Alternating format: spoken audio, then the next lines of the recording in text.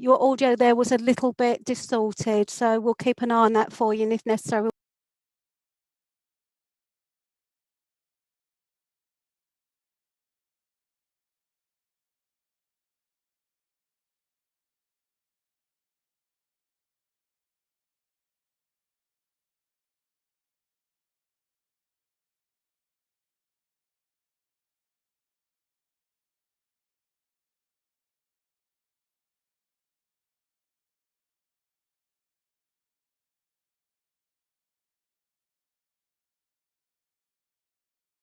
that this channel has been set up to enable anybody to watch our democratic meetings. So please therefore remember this can be watched at any time by anyone with an internet connection.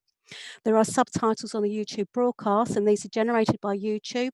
The council is not responsible for the subtitles nor their accuracy. There is a short delay between the meeting and the YouTube broadcast of approximately 30 seconds. Webcasting officer, please can you confirm that the broadcast is live? Yes, confirmed. Lovely, thank you very much. Good evening and welcome to this meeting of the Planning Committee on Tuesday the 19th of January 2021. Before we commence the proceedings, I can confirm that the Council has adopted some basic etiquette rules for its remote meetings, and these are as follows. Please only speak when the Chairman invites you to do so. Members, please let the Chairman know that you wish to speak through the chat function. The Chairman will introduce speakers in the order the request to speak has been made, unless there is a point of order at which we will give way. Please minimise all distractions while you are in the meeting. Members are asked to mute your microphones when you're not speaking and to consider turning off your video feed if there's interference on your connection to this meeting. Please bear in mind that there may be a lag between speakers and other attendees hearing you. Presentations will be made this evening by officers. These will be visible on the screen by a shared screen function. Please indicate on the chat function if there are any problems. When referring to reports, we'd be grateful if you quote page and relevant paragraph numbers. There is no private business for tonight's meeting. However, please can I remind you, it is members' responsibility to make sure that their connections and venues are secure. If you do lose connection at any point, please rejoin the meeting at your earliest convenience. If the problem persists, then please contact me on the telephone number I have provided. Please only use the chat function for the prescribed purpose of requesting to speak or a point of order. The chat function is subject to the rules of subject to the access to information rules of FOI-EIR. It is also subject to data protection, rules of defamation, and the Council's Code of Conduct. To assist with managing this meeting, the agenda items will appear in the chat function. I can confirm that the meeting is quorum. The Planning Committee consists of the following members. The Chairman is Councillor Wendy Scattergood, the Vice Chairman, Councillor Ona Parker. The remaining members are Councillor James Abbott, Kevin Bowers, Tom Cunningham, Patrick Horner, Hilton Johnson, David Mann, Andy Mundy, Frankie Ritchie, Gabrielle Spray, Nick Unsworth, Justin Wrench. For this evening, we do have apologies from Nick Unsworth. For this meeting, we have officers in attendance, and these include Chris Padgey, the Planning Development Manager, Lisa Page, Senior Planner, Matthew Wild, Senior Planner, Catherine Ullman, Principal Planner. Alison Webb is clerk in the meeting and will read some of the submitted public question time statements. My name's Emma Wisby, I'm the meeting facilitator. To help distinguish councillors and officers on the broadcast, councillors have a prefix of CLLR before their name and officers have a prefix of officer. Those who are registered for public question time have a prefix of PQT. I will now hand over to Chairman, Councillor Wendy Scattergood. But Chairman, with your permission, before you start this meeting, could I please just check the connection to one of our public question time speakers, Mr. Jack Wilson, who's currently in the meeting? Certainly, Emma. Thank you. Carry on. Mr. Wilkinson, could I ask that you connect to the meeting? Because I'd just like to just check your connection, please. So could you kindly unmute your microphone? So, Mr. Wilkinson, you are appearing for public question time for the planning application Land to the Rear of Heathers and Candle Tree, the Green Hatfield Pebble. Is that correct? Correct, yes. Okay, thank you. This application is the last matter in the Part A.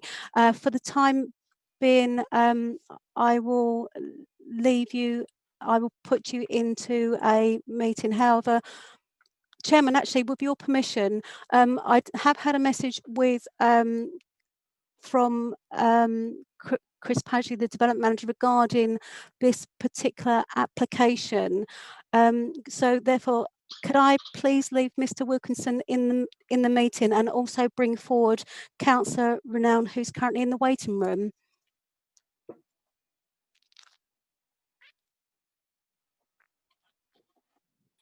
Sorry.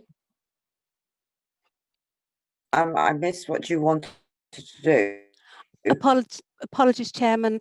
I have had a message to say that the development manager. Yes, well, I was going to announce that about the defer. Yes, would you like me to start with that prior to the meeting? I think I'll start with that prior to the meeting. Okay, could I please admit Councillor Renown, who's due to speak on that item, so he's in the meeting to hear that announcement, please? I was going to suggest if they could either rejoin or listen via YouTube, but I needn't do that now if you're going to do that. I will, thank you, Chairman. Do you let me know when I can start? I will, Chairman. Thank you.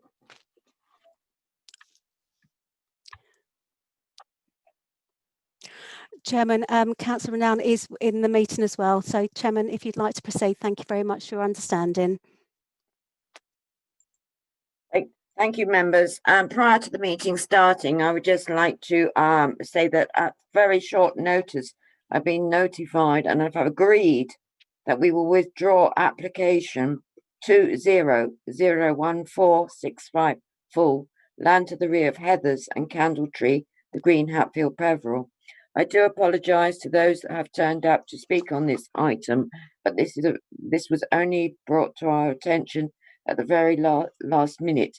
I'm going to hand over to Chris Padgett, who will explain to the people listening and watching why we are deferring this item. So can I ask Chris to join us and explain? Thank you, Madam Chairman. Good evening, members. With apologies, as Councillor Gaskell has just mentioned, in respect of land rear of the Heathers and Candletree, officer advice this evening is to defer this particular application. The reason for the late advice on this matter, we've obviously had the benefit of the written statements that were due to be read this evening at public question time. We've reviewed those and also had some conversations with colleagues within our policy department this afternoon. There are a couple of points that I would prefer to clarify more fully within a written report for members around conflicts with the neighbourhood plan. And rather than seeking to do that by way of a verbal update this evening, given the points that are being raised by the parish council, but also by Mr. East, I would prefer to actually ensure that the report fully covers those points and to ensure that members have a full consideration of those particular points.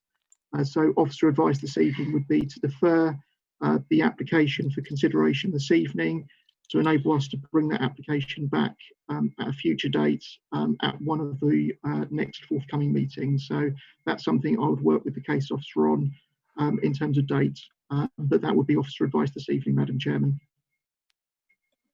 Thank you very much for that explanation, Chris. And once again, I apologise to the three people that were going to speak this evening for the short notice, but these things sometimes happen. It's better to get things right before we go on any further. I will now commence the meeting proper. And first of all, I'd like to welcome all members to our meeting and wish you all a happy 2021, as it's our first meeting. I do hope things can only improve. I'm sure you also remember how the system works, although we haven't met for 4 weeks. If you wish to speak, please notify me on the chat line. I have one other announcement to make before we start, and that is following approval of the new scheme of delegation in December, which came into place on January the 1st, and further conversations with officers, we are intending on retaining Part A-B split on the agendas for the time being. As you recall, we were going to cancel having a Part Bs, but while officers have reported those applications covered by the agreed arrangements, it is anticipated that we will switch to the new agenda format from April, which is after the AGM. So for the time being, we will continue with Part A and Part B. We have a lot of applications in that have been spoken about by parish councils, who their decisions are contrary to officers, and these would normally have to be in Part B. If we did not do this, then the Part A, they would all have to come under Part A. We'd have to have lengthy presentations on every application that is contrary to officers. This would take extra time and extra expense. So I ask you to bear with us, and we will start the new system following the AGM. Thank you. I will now start with the planning meeting. And item 1, apologies for absence. I have apologies for absence from Councillor Unsworth. Everyone else is present. Item 2, declarations of interest. Does any member wish to declare the existence and nature of any disclosable pecuniary interest, other pecuniary interest or non-pecuniary interest relating to items on the agenda, having regard to the code of conduct for members? I will go on to the chat line to check. Councillor Cunningham. Thank you, Madam Chairman. I'd like to declare an enhanced non-pecuniary interest in item 5, the application relevant to the Manor Street car park. Through my portfolio and consistent with previous declarations, I have spoken publicly in favour of the Manor Street development proposals. Therefore, I will take my leave for that item. Thank you. Thank you, Councillor Cunningham. Councillor Ritchie. Thank you, Madam Chairman. Yes, same item on the agenda, 5A. Kia Construction are the applicant in this instance. It's probably an over declaration, but I'm managing a separate contract within my work remit at London City Airport. But just for transparency, I thought it best to declare. Thank you, Madam Chairman. I will remain and vote. Thank you. Emma, I have a message. Does it mean you wish to speak? I'm confused. It is, Chairman. I do apologise. Yes. Sorry, Chairman, since you started the meeting, we do have a further public question time speaker who has come into the meeting. Chairman, if I may, if this is the appropriate time, it's just to check their connections and then to place them into a waiting room until we would deal with that item. Certainly. Thank you very much, Chairman. Mr. Gary Welsh, you've connected to the meeting. My name's Emma Wisby. I'm the meeting facilitator. Could you please unmute your microphone for me, please?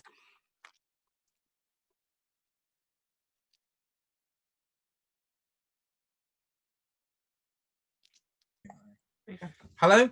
Hello, Mr. Welsh. Thank you for joining us this evening. Could I just please confirm that you are speaking on the application for 8 Eleanor Avenue, Great Bardfield? That is correct. Okay. There are 2 other matters on the agenda before we attend to that item. So for the time being, if I may, I will place you in a waiting room. You can continue to watch the meeting on the Council's YouTube channel, but for transparency, it enables us to make sure which members are part of the committee. When we get to your agenda item, we'll bring you forward in good time, so you'll be able to make your statement as you've submitted. Is that okay, Mr. Welsh? Absolutely fine. I understand. Okay, that's lovely. Thank you very much. I will just place you in a meeting room. Thank you. Thank you very much, Chairman, for your permission to do that. Thank you, Emma. Thank you very much. I will now move on to item 3, the minutes. Members, I have the minutes of the 24th of November and the 15th of December to record. I will take them one at a time, and I need a mover and seconder. First, for the planning meeting on the 24th of November. Is it your wish that they are a correct item? Can I have a mover and a seconder, please? I'll move, Madam Chairman. Councillor Mrs. Spray. Thank you very much. I will take silence as your approval, members. Those silence, those minutes have been approved. I now move on to the 15th of December 2020. May I have a mover and a seconder for those minutes, please? Same, Madam Chairman. I'll move, Councillor Mrs. Spray. Thank you, Councillor Mrs. Spray. Thank you, Councillor. And now, once again, I'll take silence as them being approved. Silence. Those 2 those minutes have been approved. Come on to item 4, public question time. We have no general questions. Item 5, planning applications. We go straight on to our planning applications, and the first application 5A is application 20000787 VAR car parks between Manor Street and Victoria Street, rear of the Town Hall, Braintree. These items can be found on pages 6 to 42, and I believe Councillor Cunningham has to leave the meeting. Thank you, Chairman. I have placed Councillor Cunningham into a waiting room. Thank you very much. We have no speakers on this item, so I go straight to the officer, which is Lisa Page.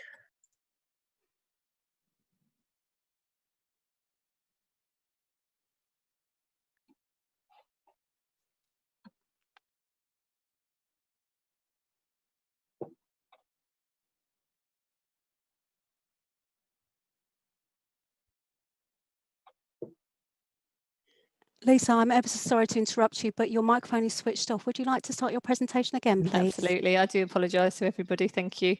Good evening, Lisa. Thank you. Thank you.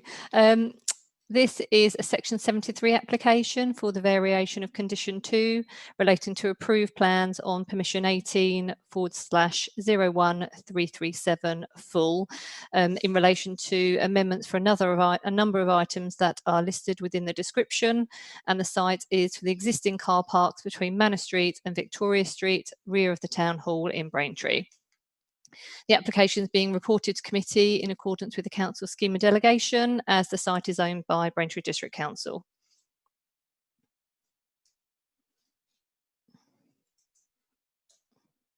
So looking at the location plan here, the site is bounded by Manor Street to the north, beyond which lie commercial units. To the east, the character is more residential. To the south is Victoria Street, whilst to the west we can see the library, the Grade 2-star Town Hall and the Job Centre. The site does lie within the conservation area. So still looking at this plan in terms of the site plan, as with the extant permission, there are two accesses into the public car park, one here from Manor Street and one to the south of the site here from Victoria Street. The bus station remains a one-way system, so coming in from North Street and exiting via, coming in via Manor Street and exiting via Victoria Street here. The mix of uses on the site proposed within this Section 73 application remain as per the extant permission and include a hotel. The hotel is located within this area here, as will be Travelodge. The NHS Livewell Hub is located within this area. Residential lies above that, as we will see on some later slides, and residential occupies this drill hall that's converted and the extension to it. Also at ground floor within this area, so coming sort of around this northern side, are some retail and restaurant uses. So this Section 73 application seeks a number of changes. These are covered here, and we will run through those throughout the presentation. So the changes have been fully detailed on plans submitted with the application, and a full justification and reasoning for these changes have been made. So turning firstly to the provision of public toilets, members will be aware that the former site did contain public toilet provision, which were demolished to accommodate the proposed redevelopment of the site. The extant permission did not make provision for replacement public toilets. However, this amendment here on this application does. So they are located within this corner, sort of just below the NHS area. There are 3 separate toilets are being proposed and 1 is accessible. So like the former public toilets on the site, they will be open from 8 AM to 5 PM Monday to Sunday with no charge to use these. One of the other changes sought within this Section 73 application relates to the provision of affordable housing. The extant permission has 12 units for shared ownership and 23 for outright sale, so market dwellings, whereas this application now seeks 100% affordable housing. So that would be within the provision of 12 affordable rent or social rent and 23 shared ownership. So the location of these units on the site does not differ. So here we can see the provision of social rent on the lower ground floor within the drill hall and the extension to it. Equally on the upper ground floor within this area and on the first floor here. So looking at the shared ownership will be sited on the second floor here, the third floor and within the tallest part of the scheme, which is the 4th floor here. So looking at some elevation changes now, this is the elevation looking internal to the site. So the Travelodge Hotel building here is facing into the bus stop area, and the NHS unit is sort of coming around this side. To the south here, we've got the back of the Travelodge building. So this would be the view from the back of the library or the town hall, back of the Travelodge, and this is your residential and retail units at ground floor and residential above. Looking at some other elevations here, this is the view from this top plan is the view from Manor Street. So you've got the listed town hall here, the library building, and then you can see the scale of development here. This is one of the accesses into the car park. And again, just looking at the southern elevation, this is the Travelodge building. You can just see sort of their indicative logo there. The Travelodge building as it goes round the site, the eastern block here to the right-hand side of the screen, and here you will see the back of the residential and the NHS area that fronts onto Manor Street. So this is the eastern side of the site, so that detached unit that all the affordable housing is proposed within. So you've got the Drill Hall building, a former commercial use that's converted, and the extension to it. Looking at those details in a bit, looking at the plans in a bit more detail, this slide shows a comparison of the northern elevation between the extant permission and this Section 73 application. So it details some of the changes to the design of the building in regards to the louvers, curtain railing, and the ventilation here above the entrance to the car park. You can also see the lift overrun that's shown on this Section 73 application. Changes to the balcony, a very modest design change here, and changes to the zinc, application of the zinc. So on the extant permission, we had this fish scale approach, whereas what we're proposing now is very much a standing seam zinc. Here we have some street views of the lift overrun. So officers had requested these plans to just demonstrate that the lift overrun would not be prominent in any views. So here we've got a view from the Market Square looking past the town hall. You can see that the lift overrun would not be seen. And equally, here is a view from the 1st floor of the town hall building. And this is again demonstrating that you wouldn't get any views of it. Another view here, street view of the lift overrun. So this is taken from the east of the site on Manor Street, looking back towards the town centre, again demonstrating you wouldn't see that lift overrun. And this view to the bottom is taken from Victoria Street. So a view here looking across the job centre car park, again showing that that lift overrun would not be seen. Here is the roof plan. So there are some limited changes proposed to the roof plan in terms of roof maintenance requirements being added. So there's just a number of items on the roof here. This plan also demonstrates another modest change to the site in relation to these steps. We can see where my cursor is hovering. So initially the extant permission was for a ramp, but they're now proposing that these are steps. This area isn't in the public realm. You can see just whilst we're looking at this plan, the provision of the bus stop and the bus station here. So again, it's a one-way system as I've explained, and there's provision of 8 bays here. So looking at that bus station in a bit more detail, and I apologise for this plan, it's just the way it's drawn with some site levels across it, which it makes it a little bit difficult to read. But you can see that there's a provision of 8 separate bus stops, and this will be the design approach to that. So the very individual shelters that would be sited to the end of each lay-by. So you can see this here on the block plan, individual shelters that are this design. So in summary, the site is well designed for redevelopment of this scale. It's a sustainable and accessible brownfield site within the town centre with strong public transport connections. The mixed-use redevelopment complies in principle with local and national planning policy. In the longer term, it is considered that the proposed development would bring significant benefits to the site and the town centre. As with the extant consent, this scheme offers the creation of a purpose-built NHS provision, supportive retail and similar uses, new hotel, new residential accommodation providing 35 units of affordable housing, the expanded provision of the bus station and the creation of new public space. And it's considered that the proposal attracts significant positive weight in regard to these matters. So balancing against the proposal, and as outlined within the report, there is some concerns or harm with the scale and the mass of the buildings, particularly the southern end of the hotel unit that would appear large in relation to the wider context. The development is considered to fail to enhance or preserve the conservation area and would result in some harm to the setting of the town hall, which, as I've explained, is a Grade 2 star listed building. In accordance with the NPPF, this harm is identified as less than substantial harm, and as set out within the report, public benefits have been identified which outweigh the harm. Other matters in relation to highway safety and capacity are acceptable, and other matters as set out in the report are also considered acceptable.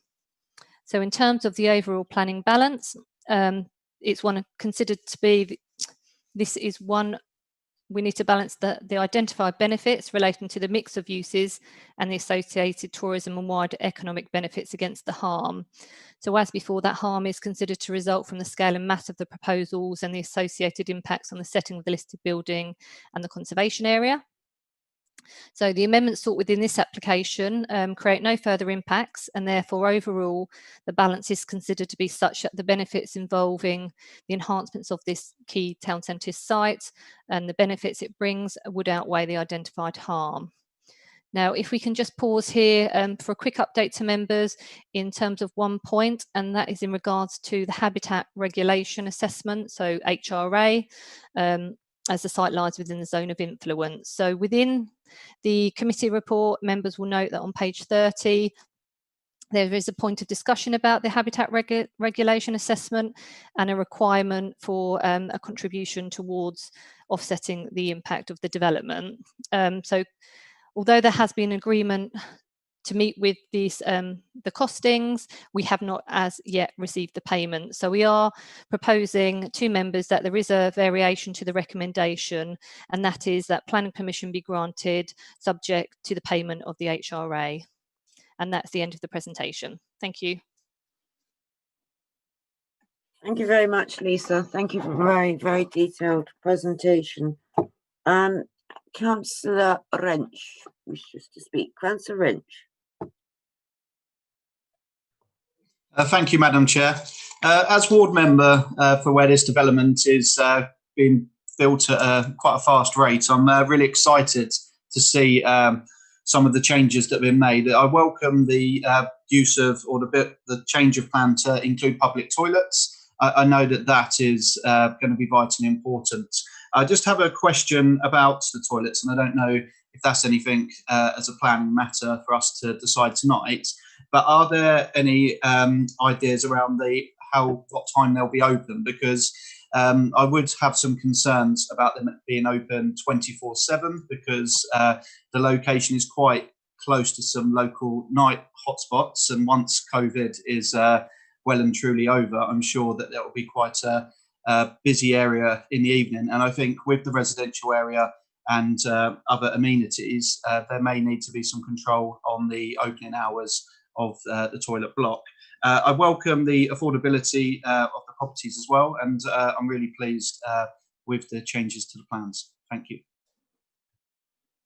Councillor Wrench, I think Lisa said the toilets would be open from 8 till 5, but I'll ask her to confirm that, please.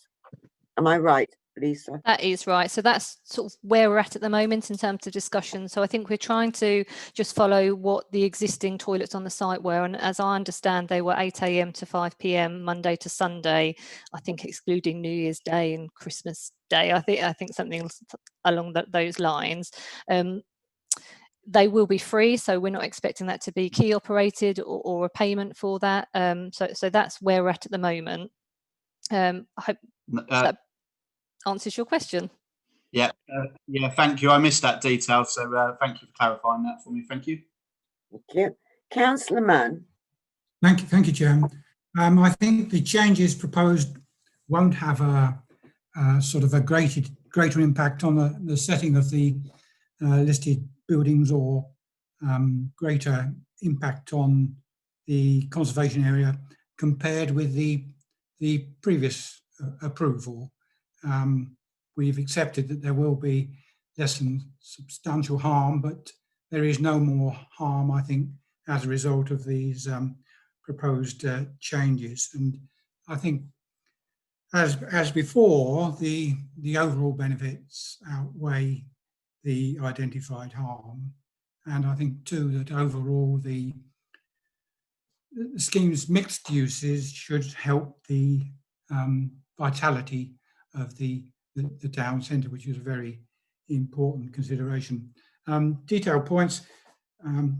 I too welcome the inclusion of the toilet block. The change to 100% affordable housing also can certainly be supported. I continue to hope that the Live Well hub will provide GP services. Report says likely. I'd much prefer it to be a definite extension of GP services within the town, but I do understand that is not within our gift, but we live in hope. Thank you, Chair.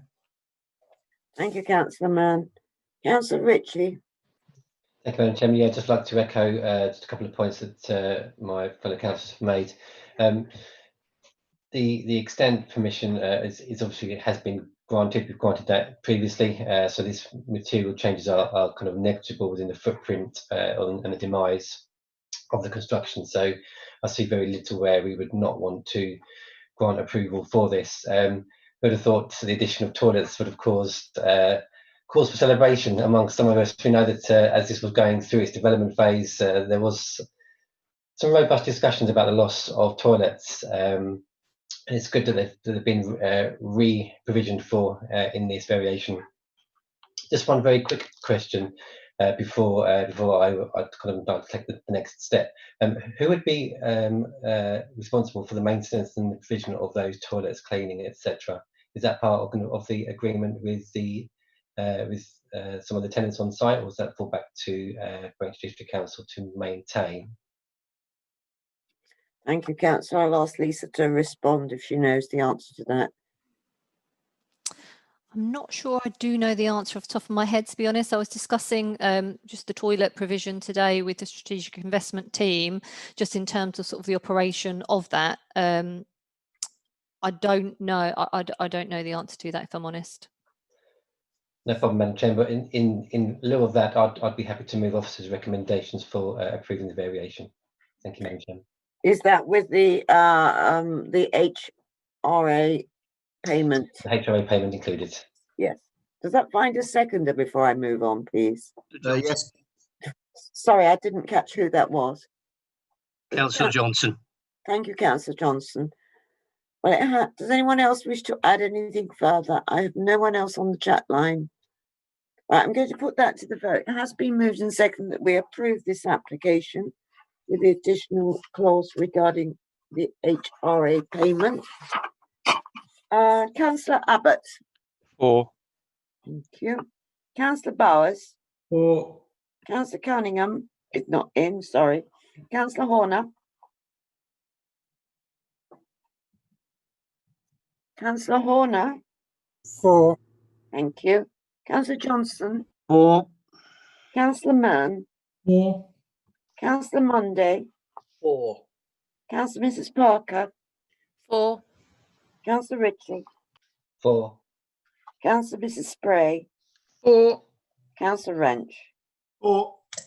Thank you, members. That has been approved unanimously. Thank you very much indeed. And thank you for your presentation, Lisa.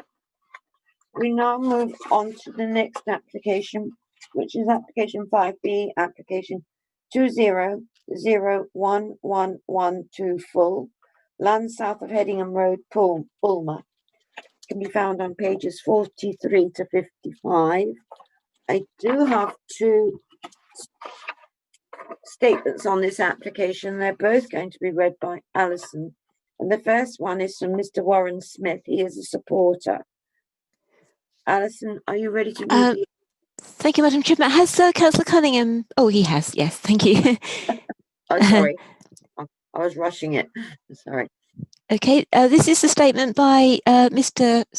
Warren Smith.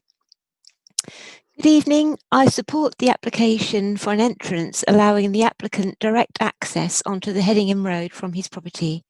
I'm writing this statement in response to the proposed conditional support made by Bulmer Parish Council. I would argue that it is neither necessary nor relevant to block the existing entrance in order to allow the applicant the proposed new entrance. In addition, I have a legal right of way over the existing entrance, and such a condition may have unintended consequences affecting its enforceability. As there have been no objections from Essex Highways, I would also question the reasonableness of the proposed condition. Factual statements for your consideration. We share the existing unrestricted entrance with the applicant, which has been in existence for over 50 years. It is the sole vehicular access. We have a legal right of way over the entrance, which, if blocked, could render us landlocked and result in consequential losses, both in amenity use and value. The existing entrance, as far as we are aware, has never been cited as the cause of any problems on the road or any road traffic accident. Attached is some information gathered from a tool called CrashMap, which uses Department of Transport information and is based on police reporting. In summary, there were a total of 5 crashes recorded in the past 5 years, 4 of which took place in 2015. The coordinates are stated on the provided data. None of the crashes were caused by the existing entrance. The crash in 2019 took place during our ownership of the Old Piggeries and was due to a driver overtaking while travelling west, colliding with a car travelling east. It happened close to the entrance, but was due to dangerous manoeuvres from the driver of the westbound vehicle.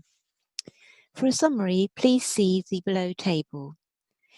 In conclusion, I would urge the committee to support the views of their planning officer and Essex Highways in granting permission for the new entrance without conditional blocking of the existing entrance.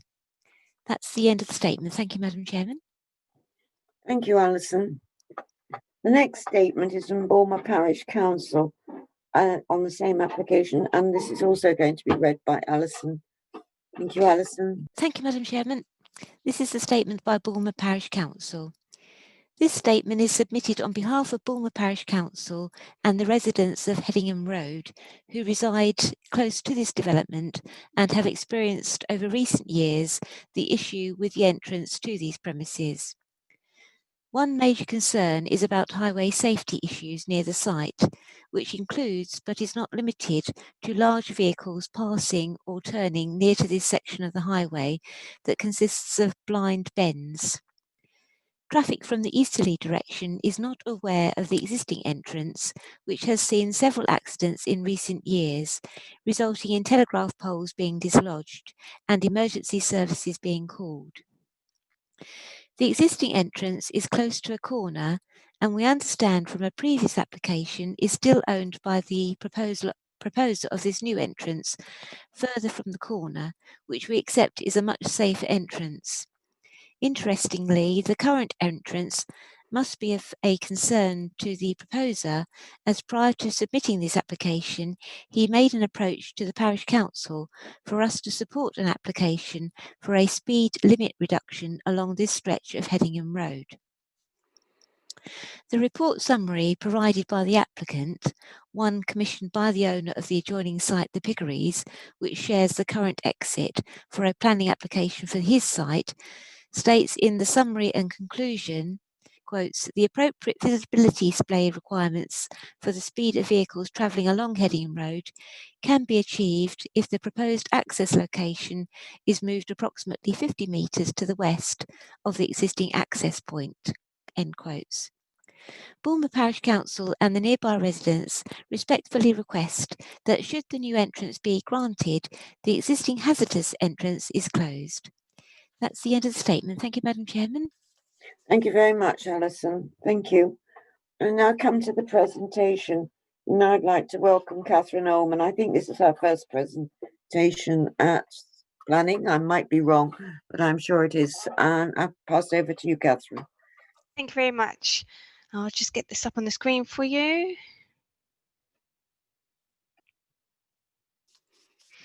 So hopefully you should all be able to see that now.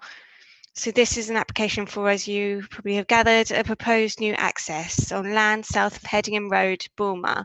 And you will have come across this site a couple of times before, as it has come before you in committee.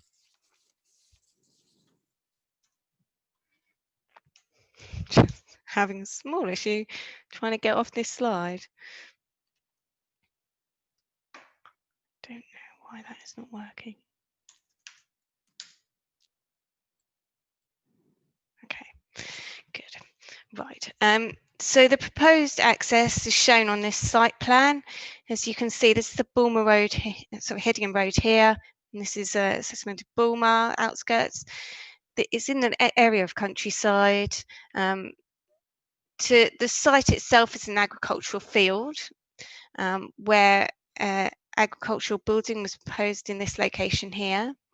To the west, there's an access that goes to Butler's Hall Farm. And this is the highway verge shown in the yellow shading. And this area here is another field which contains some old piggeries.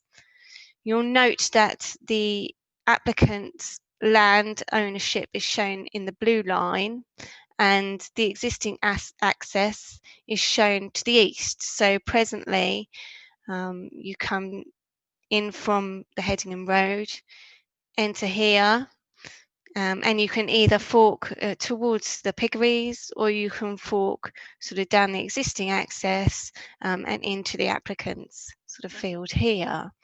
And what is proposed is obviously for an additional access to be formed in this location shown within the red line. And that would necessitate the removal of 4 metres of hedgerow in order for that to occur, and then for the access to be provided to this agricultural building, which has been previously consented. So this is just a close-up of this access. As you can see, the approved building, and you can see how the crossover would be formed with the tarmac surface here.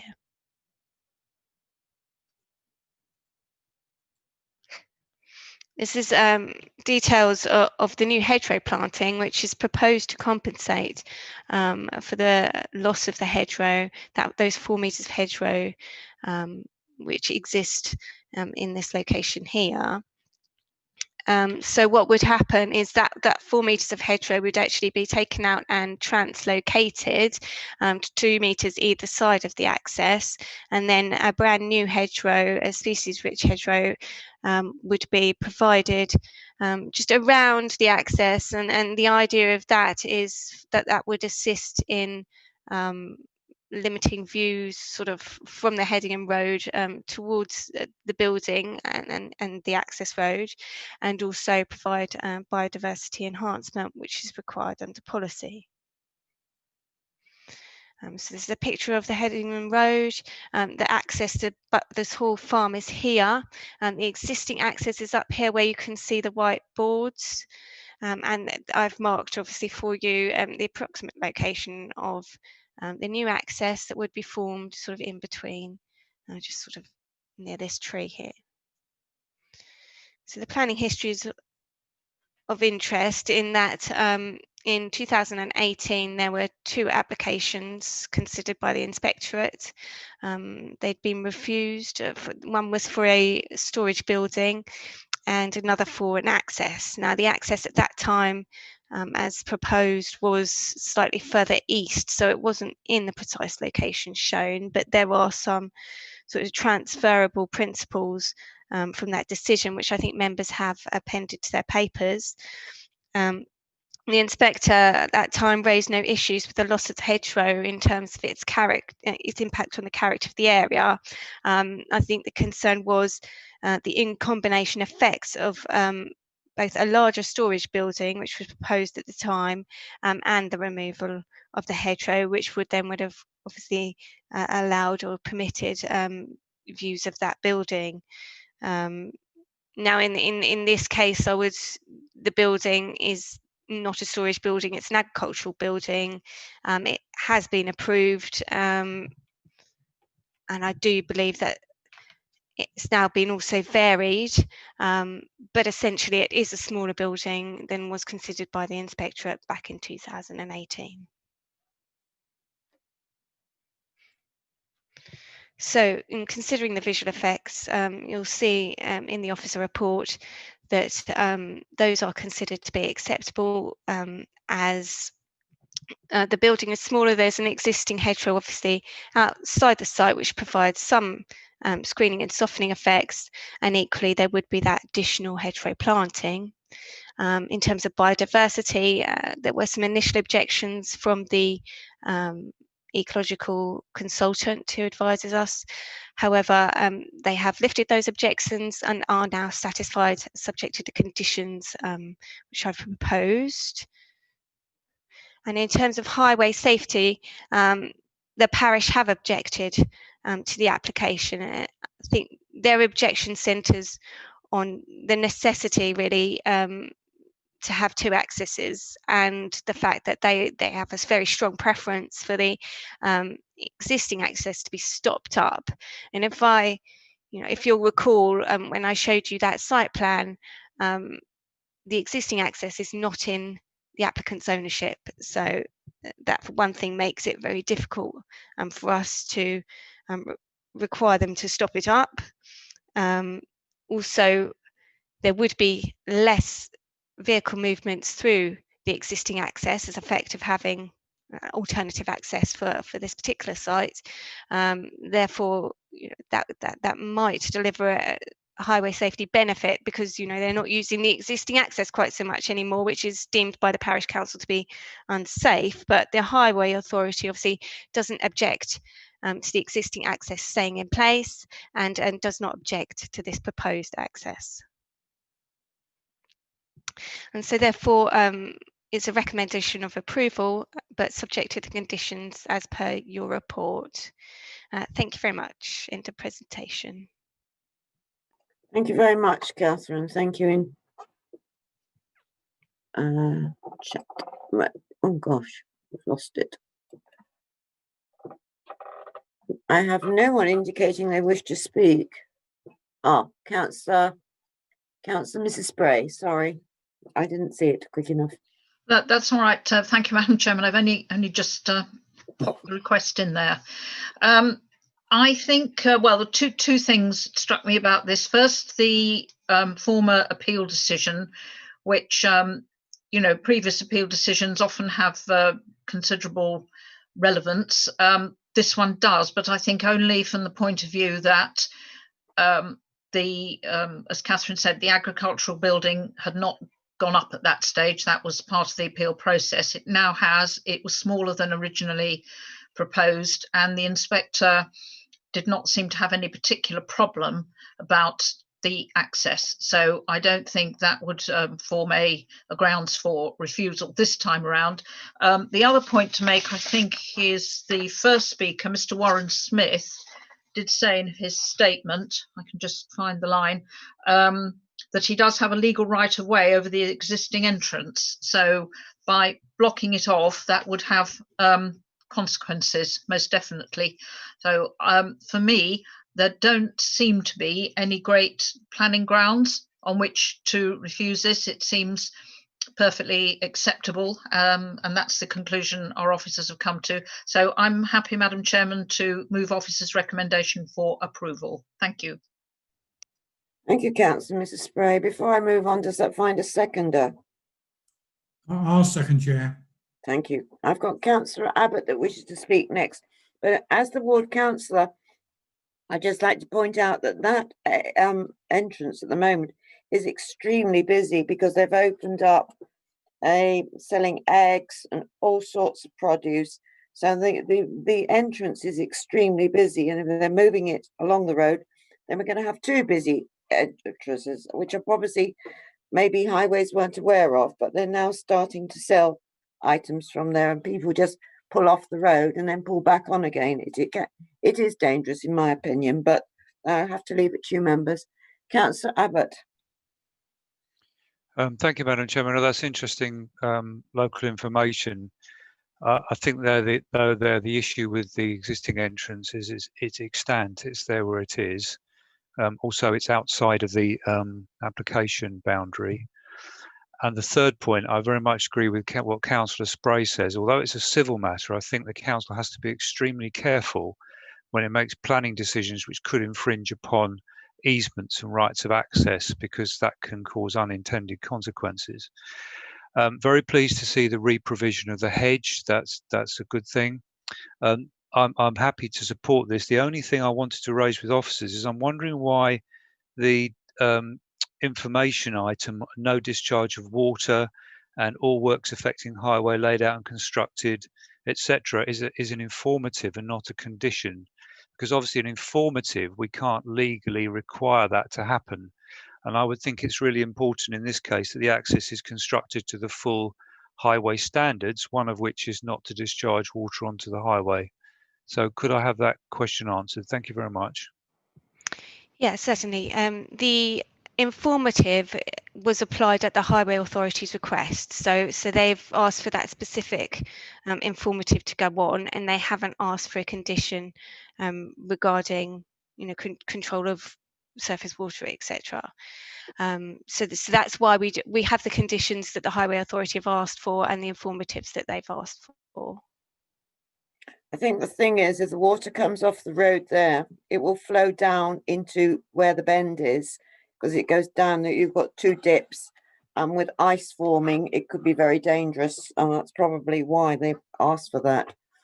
But Madam Chairman, could I just come back to what the officer said? Yes. Thank you. Yeah, I'm surprised because I know in other applications they have required it within conditions. Is there any legal reason why we can't upgrade it to a condition?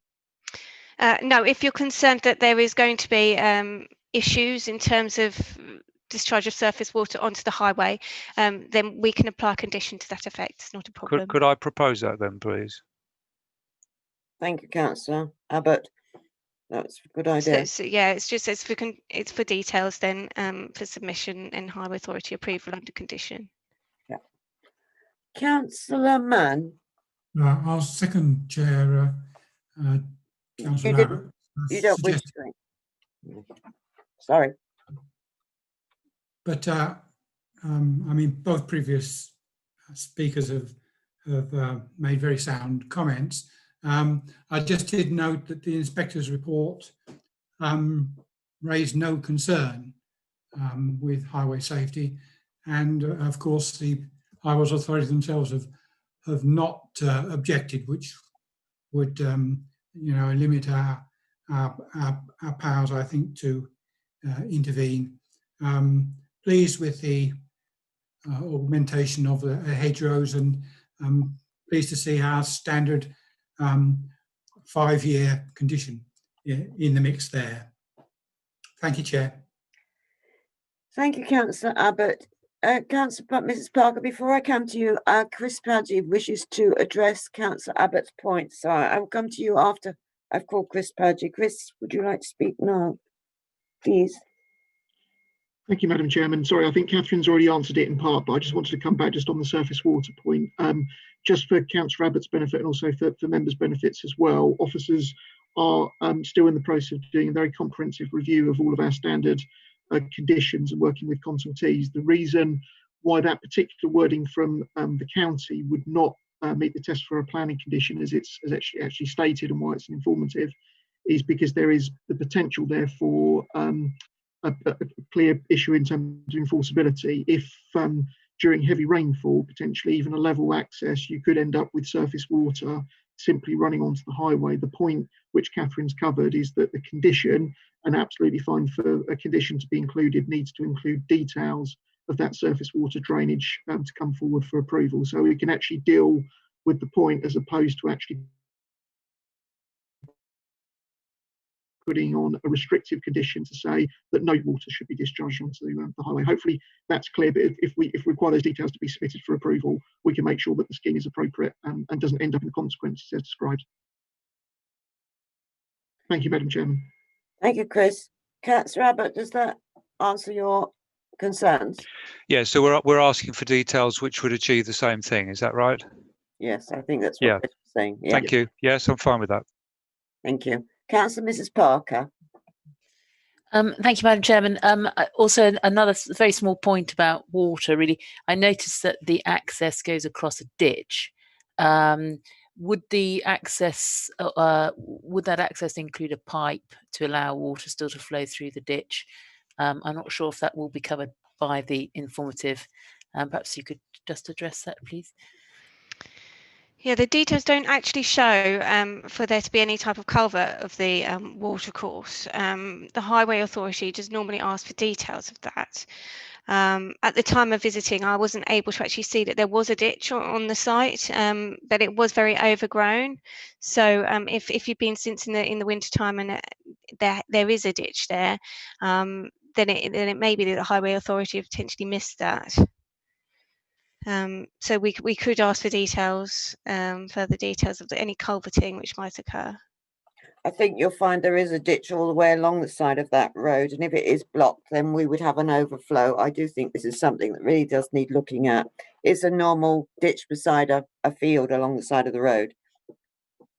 So we can add condition which requires for the ditch not to for be that to be blocked. culverted, yes, and for it not to be blocked. Yeah.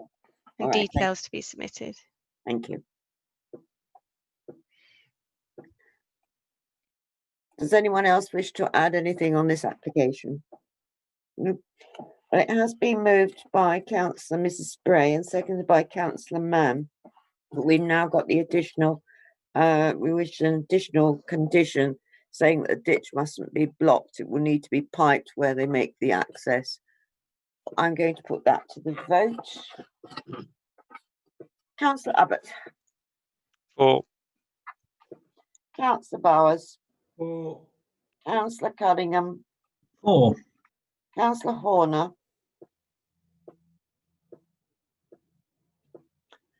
Councillor Horner.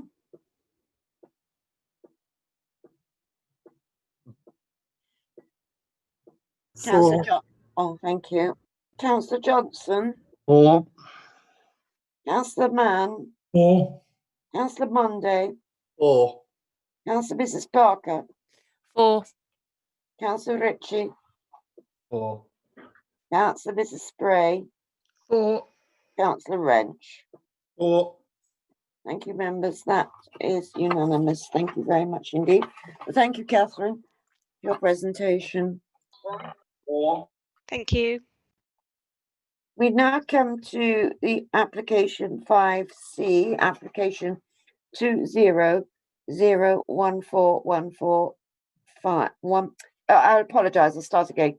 20014115 full, 8 Eleanor Avenue, Great Bardfield.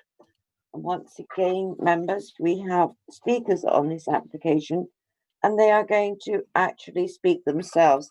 So I have to wait till they're admitted to the waiting room. Chairman, I think they admitted. are. I've just seen them. Thank you. As Mr. Gary Welsh wishes to speak, he's a supporter. Mr. Welsh, thank you very, you have very 3 minutes. Okay, thank you. I would very much like to counter argue both letters recommending that the above application is refused. Firstly, via a letter from Kate Fox, an internal memo to parish council members recommending refusal of the application. Secondly, a letter also by Ms. Fox in her former capacity as parish clerk on behalf of Great Barfield Parish Council, although also recommending refusal.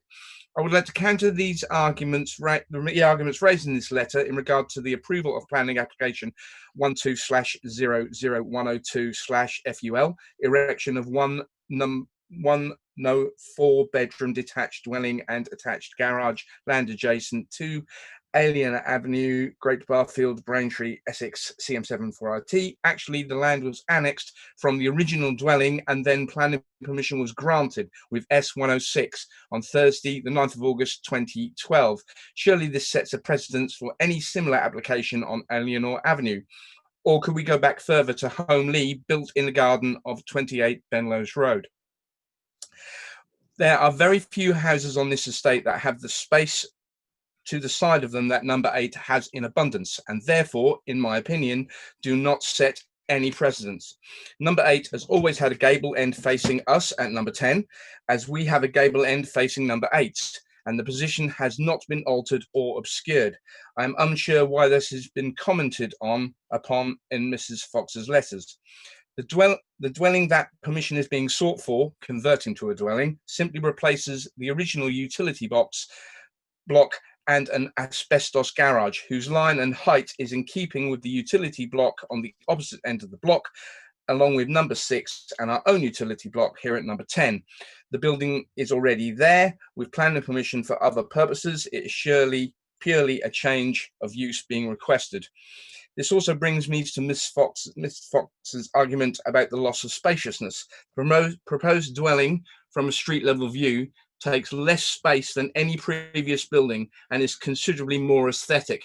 I think enhancing the harmony of Eleanor Avenue with its utilitarian architecture. The remaining of the proposed dwelling is barely noticeable from our back garden, and seeing we are the main area affected, I am struggling to see how the parish council can object to a view that we do not protest on our behalf without any consultation. It must be obvious to the committee that the unfinished building in black plastic sheeting is in essence an eyesore in itself, ruining the harmony of the entire estate in general. As I live next to this building, I would rather see it completed and rented by local people, allowing them to stay in the village they grew up in. This, I believe, is the sole intention of the developer. The planning application must surely be considered as an asset to the community as a whole. The builder concerned already rents properties to local residents, allowing them to stay in the area without moving away from their loved ones and support. The erection of 30 dwellings behind my residence, with possible further permission for another 200 dwellings, makes any recommendation on refusal for this application seem at very least inconsiderate. Although it could also be argued that the recommendation for refusal is, in essence, the very worst kind of NIMBYism. To sum up, currently I am living next to an eyesore, which, if approved, could actually be seen as a much needed economical asset for the community at large. I would therefore strongly urge the committee to approve this application. Thank you for your time. Thank you, Mr. Welsh. Thank you very much. I hope you're ready to remain and listen to the debate. I come on to our next speaker, and that is Mr. Scott Andrews, and he is the agent.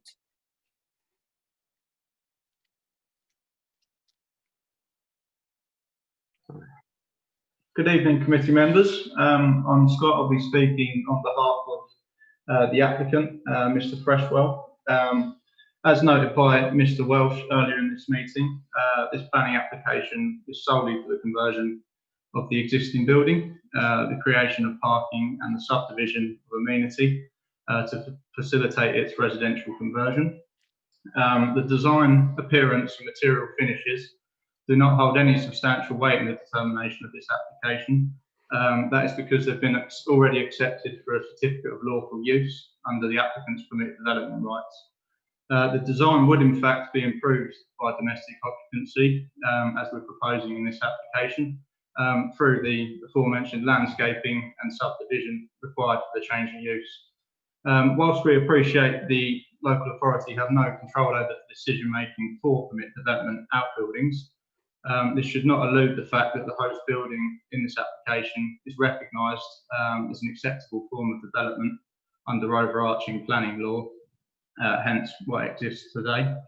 Notwithstanding this, the building shape and form, as Mr. Welsh mentioned, is a subordinate single-storey flat roof structure which is compatible and reflective of the area.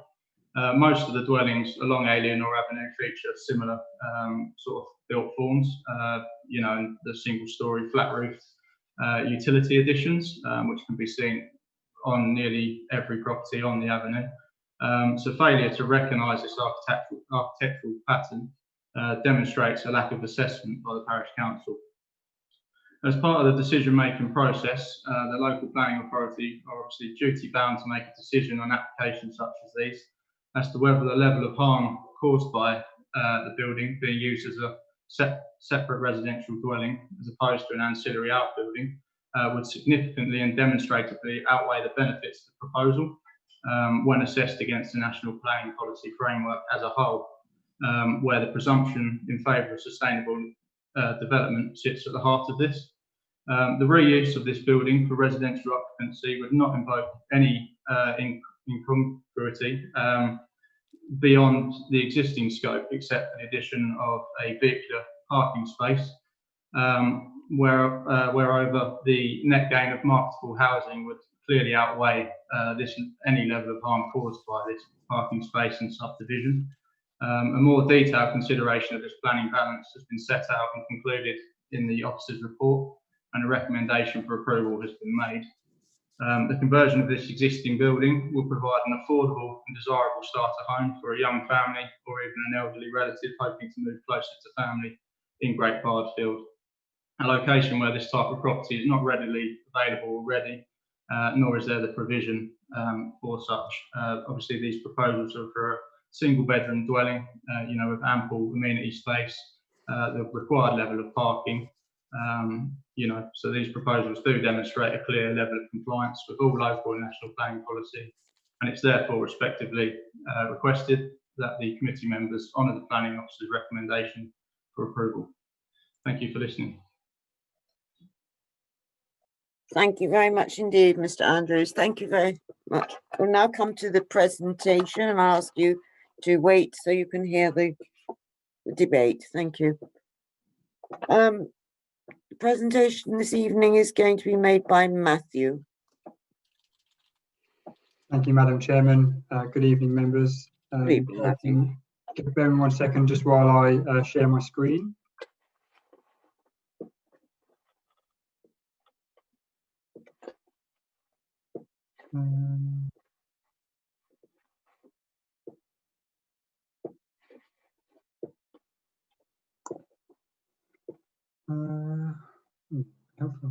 On my screen. Try. No. Screen.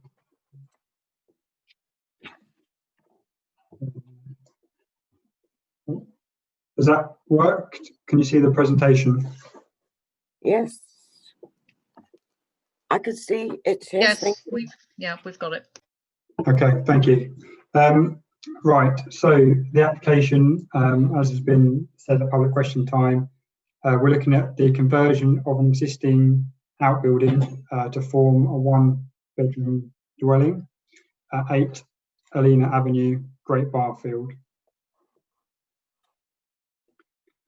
Okay, so a bit of context for you first. Number 8 is here, where my cursor is, and you'll see the outbuilding as it's built just here.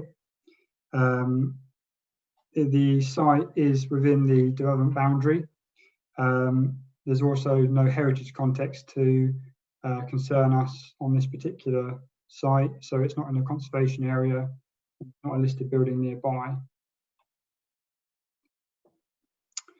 Before I show you the actual proposal, I would like to bring members' attention to the lawful development certificate, which was previously granted on the site.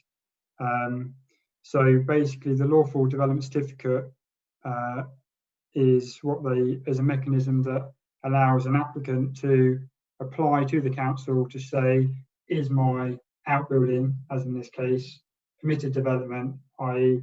does it need planning permission or does it not need planning permission? And it was determined in this case that the building did not need planning permission for its size and siting. Critically, what we are looking at this evening is, and the reason why it's come to planning committee and certainly an planning application, is because it's a change of use from an outbuilding to a new dwelling. So in effect, the appearance of the building, the siting and the scale have already been considered acceptable. So we're now looking at the other things associated with a dwelling, such as amenity, parking and that sort of thing. So just to bear that in mind as we go through the presentation. Okay, so just a, I suppose, a more zoomed in version of the block plan. So as I've said, the position of the building has remained the same. What has changed is that the driveway on the front of the site has now been amended so that it's broken up by some landscaping in the middle, which was actually strengthened during the life of the application. And also you can see that there's now separate parking for the proposed dwelling. So it clearly just separates out number 8 and what would be the new dwelling in terms of the parking. The changes also are to subdivide the garden area for number 8. So you can see the fence here, and then number 8 would be left with over 100 square metres of garden, which provide a good level of amenity still to the occupiers of that property. And the new dwelling would also benefit from over 100 square metres of garden space, which is in excess of the standards set out in the Essex Design Guide. In terms of, I think that's actually it, to be honest, on the plot plan. So we'll move on to the floor plan. So as has been stated already, it's a 1-bedroom dwelling. It is one of the changes that has been made is that it now has an entrance at the front with an internal corridor, and the purpose of that was to provide more legibility from the road, basically to distinguish it as a dwelling more so than an outbuilding. That I think the access when it was first originally submitted was on the side of the property, so that's one of the changes that's been made. In terms of the actual scale of the accommodation, it provides 81 square metres of internal space, which is over and above the National Described Space Standard requirement for a 1-bedroom, 2-person unit, which is around 50 square metres. So it's a good size unit for 1-bedroom property, and it would have a dual aspect out the front and out the back, and it would have some aspect of the side, albeit this would be a bit more limited. In terms of the roof plan, so it's single story. There's obviously a roof light, but yeah, it's just it is what it is really. It's just a single story outbuilding. As I've said, that's already been approved. In terms of the elevations, again, this hasn't really changed other than the fact that they've now got a door at the front. So that's number 8 as it is existing, and then this is the proposed dwelling. I would just say that the design of the dwelling is, as you can see, quite modern, and is a bit different in character to what is there already, and certainly probably what is characterising at Helena Avenue. But I think it's important to say that there are flat roof structures are quite commonplace along that road, and maybe not to the same design, but some sort of presence there is something that is commonplace. So this wouldn't look alien in that sense, notwithstanding the fact that it's already approved. It's also set back, so it kind of respects existing building lines. So even if there wasn't an argument to say, well, actually it's already approved, then I still think from a design point of view that it would be okay in this particular case. So I'll just take you through some of the site photos. You can see the building's got some timber cladding on it. It's got some aluminium as well on the roof and the windows. Another photo from the front, just looking in from the road. And another photo from the front on the road. So just a couple of photos now, just internally. You can see obviously it was under construction at the time of the officer site visit.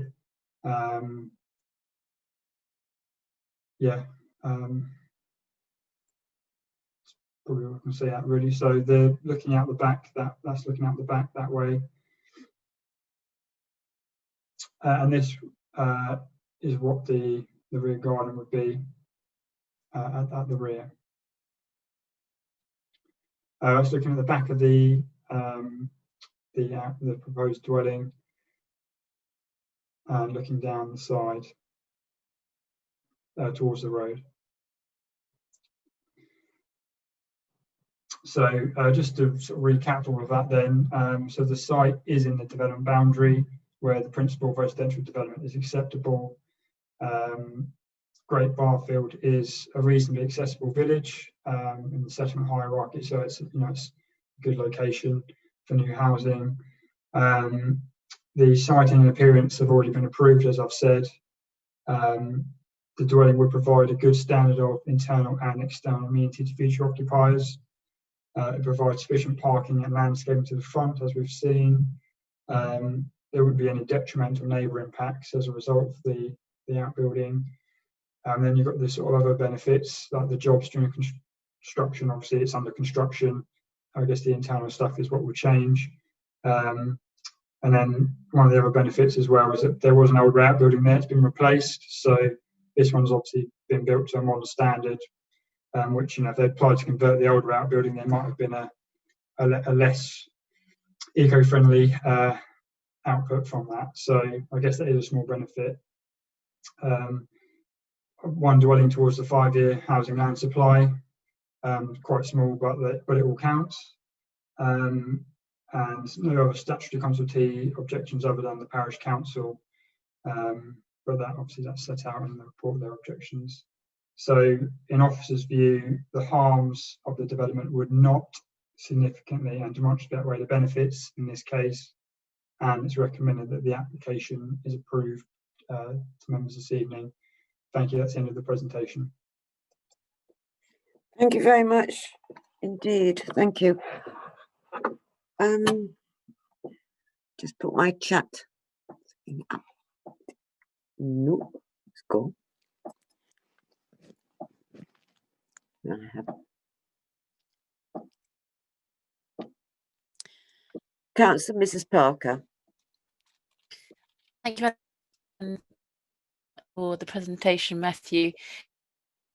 Yes, as you pointed out, it's obviously a existing building has a lawful development certificate, and as you have we've run through, the main issues are immediate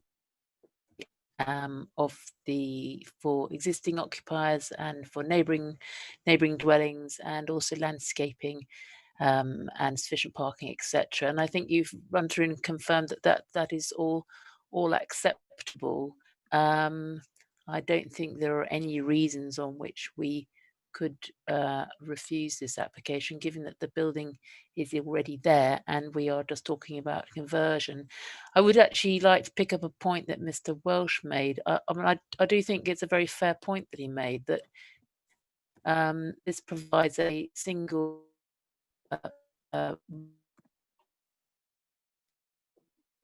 village. There are very few places in villages where people can start out on the property ladder, or equally climb down the property ladder. And so I do think that it is actually of quite significant benefit to have a small one-bedroom dwelling in a village like this. And I do think that should be accorded some significant weight. So I'm happy to support this application and would be happy to move it as well. Thank you. Thank you, Councillor Mrs. Parker. Does that find a seconder before I move on, please? Yes, Madam Chairman, Councillor Mrs. Spray, happy to second.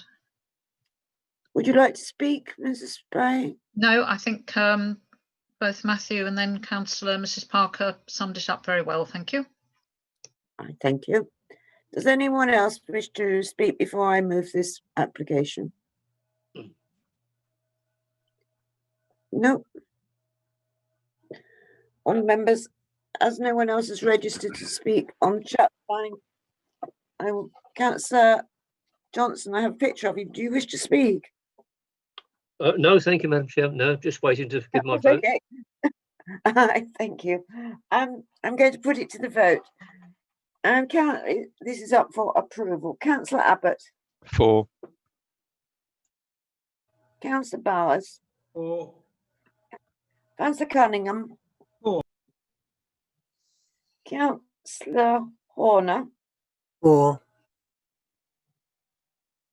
Councillor Johnson, 4. Councillor Mann, 4. Councillor Monday, 4. Councillor Mrs Parker, 4. Councillor Ritchie, 4. Councillor Mrs Spray, 4. and Councillor Wrench. 4. Councillor Wrench, 4. thank you very much. Members, that brings us to the end of the Part A's. And members, I am so sorry. I haven't started the year very well at all. I totally forgot we had one item in Part B, which we could have unblocked, basically because it's the applicant is is related to a member of staff. I was so busy with all the information and the deferring of one item that I totally overlooked it. So I think even at this stage, if we wished, we could unblock it. Does anyone wish to unblock item? I've moved to unblock that as ward member for the application. Right, so we're going to move application 20011842 9 Gardeners Road, Halstead. It has been moved by Councillor Monday. Does it find a seconder? Councillor Johnson. Yeah. Thank you, Councillor Johnson. Does it ever? I would know. I need to put this to the vote. Has been moved and seconded. We grant this application. Councillor Abbott. 4. Councillor Bowers. 4. Councillor Cunningham. 4. Councillor Horner. 4. Councillor Johnson. 4. Councillor Mann. 4. Councillor Monday. 4. Councillor Mrs Parker. 4. Councillor Ritchie. 4. Councillor Mrs Spray. 4. And Councillor Wrench. 4. Thank you, members. That has been agreed unanimously. And that brings us to the end of our planning items for this evening. And I would like to thank those that attended to speak. And I once again would apologise for the late deferment of the other application when people did turn up to speak. And I'd like to thank all the members of staff for their attendance. And I'd like to thank Emma for her assistance. And I wish you all a very good night. Thank you, members. Good night. I'll hand over to Emma now. Thank you, members. Members, before I ask the webcast officer to terminate the YouTube broadcast, please can I remind you that we will retain data regarding your connectivity to this meeting in the event that we do have a legal challenge to the way we've held this meeting for this evening. Webcasting officer, can you please confirm